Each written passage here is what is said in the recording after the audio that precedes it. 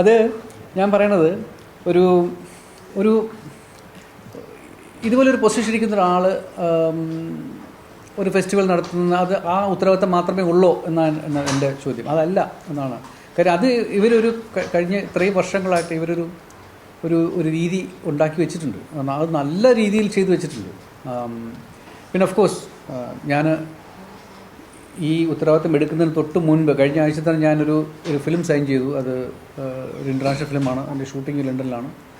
നമ്മുടെ ഫെസ്റ്റിവലിൻ്റെ സമയത്ത് ഞാൻ ലണ്ടനിലായിരിക്കും. അപ്പോൾ അതെങ്ങനെ ഇവിടെ എനിക്ക് എത്തിപ്പെടാൻ പറ്റും, that is something I have to discuss with the team.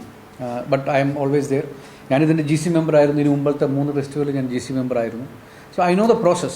I know what is happening. And most of the time, even if I was not a part of holding any post in the academy, I was always been one call away. ആരെ വേണം, എന്ത് വേണം, എങ്ങനെ വേണം. അപ്പോൾ പിന്നെ അജോയ് ആയാലും ഷാജി ആയാലും ആര് വിളിച്ചാലും ഞാൻ അതിന് വേണ്ടുന്ന എല്ലാ സഹായങ്ങളും ചെയ്തു കൊടുക്കാറുണ്ട്. പിന്നെ അവരെന്നോട് ഒപ്പീനിയൻ ചോദിക്കുമ്പോൾ എൻ്റേതായ കാര്യങ്ങൾ ഞാൻ പറയിക്കാറുണ്ട്. അപ്പോൾ I have not been away from it. I mean, in today's age, you can always operate remotely. Time of AI.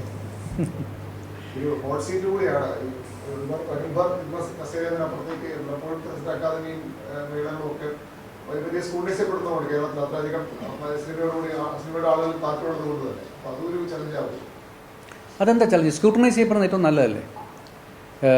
ഏറ്റവും അധികം ക്രിട്ടിസൈസ് ചെയ്യപ്പെടുന്നൊരു വിഭാഗം ഞങ്ങളാണ്. എല്ലാ ആഴ്ചയും 10-20 പേര് അല്ലെങ്കിൽ ആയിരക്കണക്കിന് ആളുകൾ, ലക്ഷക്കണക്കിന് ആളുകൾ ഞങ്ങളെ സ്ക്രൂട്ടനൈസ് ചെയ്യുന്നുണ്ട്. ഓരോ ആഴ്ചയും ഞങ്ങളുടെ ഭാവി അവർ തീരുമാനിക്കുന്നുണ്ട്. അപ്പം സ്ക്രൂട്ടനൈസ് ചെയ്യപ്പെടുന്നതിനെ പറ്റി നമുക്ക് പേടിക്കേണ്ട ആവശ്യമില്ല. പിന്നെ സമൂഹത്തിൽ പലതരത്തിലുള്ള ആളുകളുണ്ട്, പലതരത്തിലുള്ള ഒപ്പീനിയനുകൾ വരും. നമുക്കെന്താണോ ശരിയെന്ന് തോന്നുന്നത്, ഒരു തലമുറയെ വാർത്തെടുക്കാൻ നമ്മൾ എന്താണ് ദൂരവ്യാപകമായി ചിന്തിച്ച് ചെയ്യുന്നത് എന്താണോ അത് ശരിയെന്ന് നോക്കി പോകുക എന്നുള്ളതാണ്. കൂടെ നിൽക്കുന്ന ആളുകൾ എപ്പോഴും താങ്ങാനായിട്ടുണ്ടാവില്ല. നമ്മൾ ഒറ്റയ്ക്കല്ല ഒന്നും ചെയ്യുന്നത് എന്നുള്ള ഒരുപാട് ആളുകൾ എന്നെ ഇൻഡസ്ട്രിയിൽ നിന്ന് വിളിക്കുകയുണ്ടായി. ഒരുപാട് സീനിയർ ആളുകളും യങ്സ്റ്റേഴ്സും വിളിക്കുകയുണ്ടായി. അവരുടെ എല്ലാവരുടെയും ഒപ്പീനിയൻ മുന്നോട്ട് പോവുക എന്ന് തന്നെയാണ്. വേണമോ എന്ന് ഞാൻ ചിന്തിച്ചു. ഞാൻ ഈ നിങ്ങൾ പത്രക്കാരിങ്ങനെ 2-3 ദിവസം ഇങ്ങനെ ആയിട്ട് വരുന്നുണ്ടല്ലോ. അപ്പം ഞാനൊരു സ്വയം വിചിന്തനം നടത്തി നോക്കി, ഇത് വേണമോ വേണ്ടോ, എൻ്റെ തിരക്കുകളൊക്കെ വെച്ചിട്ട് ചെയ്യാൻ പറ്റുമോ. അപ്പോൾ ഞാൻ നോക്കുമ്പോൾ അങ്ങനെയല്ല. Actually it is good.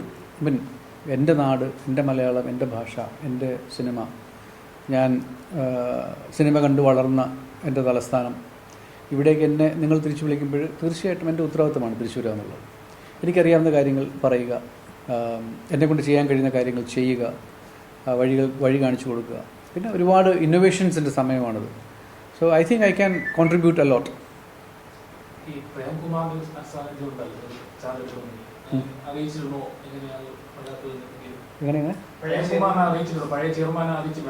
എനിക്ക് സംസാരിക്കാൻ സമയം കിട്ടില്ല. കാരണം ഞാൻ ഇന്നലെ എനിക്ക് ഓർഡർ വന്നത് അജയ് വിളിച്ച് പറയുന്നതിൻ്റെ രാത്രി 8 മണിക്കാണ് അല്ലേ. അപ്പോൾ എനിക്ക് അദ്ദേഹം സംസാരിക്കാൻ കഴിച്ചു. പക്ഷേ ഞാൻ പ്രേം പറഞ്ഞ കഴിഞ്ഞ കോൺക്ലേവ് വന്നപ്പോൾ കണ്ടിരുന്നു, സംസാരിച്ചിരുന്നു. അതിൻ്റെ ഒഫീഷ്യൽ കാര്യങ്ങൾ എങ്ങനെയാണോ എന്ന് എനിക്കറിയില്ല. ചില ചെറിയ വിവാദങ്ങൾ കൂടുതലാണ് അങ്ങനെ ഒരു വിവാദങ്ങൾ. എന്താണ് വിവാദങ്ങൾ? നിലവിൽ സർക്കാരിനെതിരെ ചില വിമർശനങ്ങൾ ഉന്നയിച്ചതിന്റെ ഭാഗമാണ് നിലവിലെ ചെയർമാനെ മാറ്റിയതെന്നൊക്കെയാണ് വാർത്തകളൊക്കെ തന്നെ വരുന്നത്. എനിക്കതിനെ പറ്റി ഒന്നും അറിയില്ല.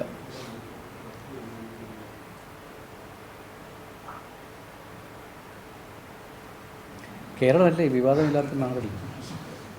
It's a very argumentative society. Its arguments are very good. It's a part of democracy. There should always be voices, opinions, and we take the good and move on.